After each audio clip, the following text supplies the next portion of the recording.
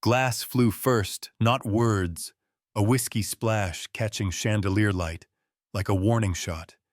And I lifted my forearm on instinct, felt the sting, heard Vanessa say, "Move, girl." Like my name was a smudge she could wipe off marble, and I planted my feet anyway, one hand on Colonel Walter Pierce's shoulder, the other out like a stop sign.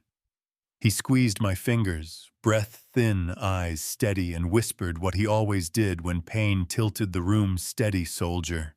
And for a second, the storm outside Dallas went quiet in my chest. Then Mason Pierce walked in, suit, dry judgment. Fast saw blood, heard chaos, and his voice dropped like a gavel. "Janelle, you're done here, leave now," and yeah, that happened. I won't pretend it didn't cut. Pride's a funny thing. It hurts and it holds you up. So I walked through the valet circle into sideways rain. Uniform, heavy bandage, blooming, told myself. Don't cry till the bus stop, made it 3 steps, and sat under a street lamp with a towel. A kind guard tossed when the cameras weren't looking. The cold doing less damage than the part where you're invisible until blame needs a face, you know what I mean. Guilt doesn't love Egyptian cotton, so sometime past midnight, the sun with the skyscraper smile was in the security room, scrubbing the footage like penance freeze frame rewind play. And there it was, Vanessa's arm throwing my body, blocking the slap, the shove, the part where I didn't swing back. And sometimes money blinds you, sometimes it buys the angle that makes you see. By sunrise, a black SUV was outside my little apartment off Ledbetter, and he found me where I like the coffee, burnt an honest corner taqueria, hoodie up, arm-taped eyes on the door, and he said my name like it finally fit in his mouth. I saw it, I was wrong. "I'm sorry," then slid a folder across, plastic laminate, new contract, not Maid, caregiver, real salary coverage for my mom's lungs in Shreveport. And he didn't sell it with flowers. He said, "Help me give my father dignity and let me fix what I broke." And I stared a long beat at the paper, at my bandage, at this man who threw me into rain and said I wasn't standing there for a paycheck. And he said, "I know that's why I'm asking." So I nodded. Because sometimes grace is just a yes. You can barely push past your teeth. Walking back into this Pierce place felt like stepping onto a stage where half the crowd boos on habit. A butler forgot my name. On purpose, a new girl watched my arm like courage might be catching. And then the East Room sun hit the colonel's medals and he smiled, like June had snuck in. "You came back," he said. "I promised," I told him, "steady."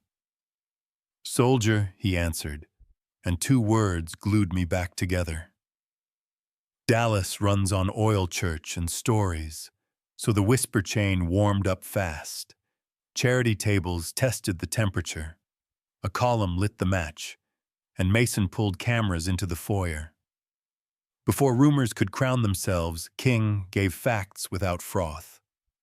Then looked right at me, said Janelle. "Protected my father at personal cost, and I failed to protect her. That ends today," and he offered me the mic. I don't like microphones. They make private courage feel like performance. But I thought about a trembling hand in mine and said, "I'm not trained for war. I'm trained to notice discomfort and stand in the space between a person and what might hurt them." That night, I did what was right. You don't need a title for that. And the room exhaled. Half the internet called me a saint, the other half a plot twist. That's how it goes. The Veterans Council invited the colonel to be honored and asked me to stand with him. Auditorium, smell of wax and history. Old photos in sepia. People who know the difference between loud and brave. A couple loud ones tried to heckle anyway, and I said, "If you think protecting a man who can't stand up fast enough is a stunt, then we don't share a definition of dignity." And the boos fizzled, the claps didn't. But shadows grew, teeth, a man in a cap showed up at the gate. Then near the pharmacy, then by the corner store, average height, forgettable face, memorable chill, and one humid night. The noise outside turned into a crowd. Signs on both sides of my name chants that braided into something ugly. Then a rock, then glass.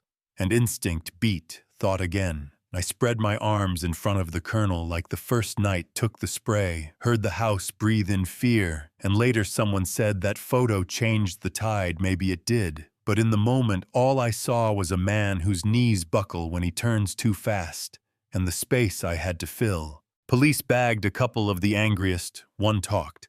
Quick dropped a name that led to a contractor, which is a polite way to say muscle with invoices, money routed through a reputation firm Vanessa loved when she wore the family name. The kind of shop that calls pressure strategy.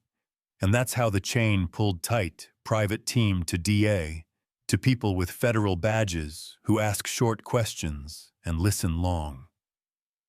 The Civic Hall hearing came with stone and echo, and microphones lined like a firing squad.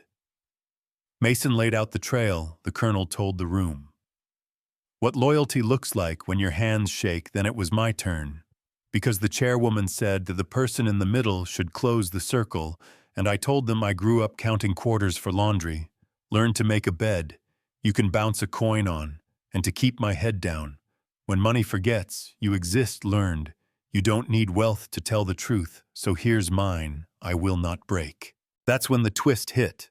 A man in a navy suit stood up with a folder like a magic trick and spilled my juvenile record onto the floor. Shoplifting at 15, peanut butter and bread. The clerk knew my mother and let me go. The paper didn't care for context, and shame came up my spine like cold water.